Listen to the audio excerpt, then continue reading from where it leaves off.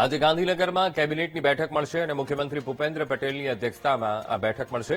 રાજ્યમાં ઇંધણની સ્થિતિ મુદ્દે બેઠકમાં ચર્ચા કરાશે. તો પેટ્રોલ ડીઝલના ઉપલબ્ધ જથ્થા મુદ્દે સમીક્ષા કરાશે. વર્ક ફ્રોમ હોમ અને કરકસરના પગલા મુદ્દે પણ ચર્ચા કરાશે. તો શાળા પ્રવેશોત્સવ, કૃષિ મહોત્સવ સહિતના મુદ્દે પણ સમીક્ષા કરવામાં આવશે. આજે કેબિનેટની બેઠક મળવા જઈ રહી છે અને કેબિનેટમાં મહત્વપૂર્ણ જે મુદ્દો અત્યારે ચર્ચામાં છે ઇંધણના મુદ્દે પણ સમીક્ષા થઈ શકે છે. ઉપલબ્ધ જથ્થા મુદ્દે પણ ચર્ચા કરવામાં આવશે.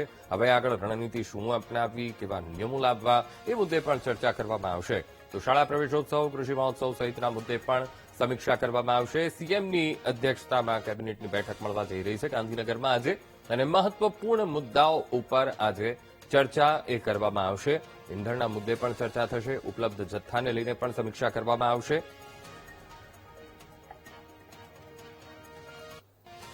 અંતે જે એસઓપી નક્કી થશે કે કામકાજના કલાકો અથવા તો કામકાજના દિવસો, એ બધું એ બહુ વિચારણાના અંતે એ વિષય વસ્તુઓ આપણે આવરી લઈશું. આજે કેબિનેટ બેઠક આની ચર્ચા થવાની શક્યતા ખરી? કેબિનેટ બેઠકનો એજન્ડા જે મુકાય એના ઉપર ચર્ચા ચોક્કસ થાય અને થવી પણ જોઈએ. રાષ્ટ્રની અંદર જ્યારે કોઈ નાની મોટી પરિસ્થિતિઓનો ઉદ્ભવ થાય ત્યારે ગુજરાત પણ બાકાત ન રહે.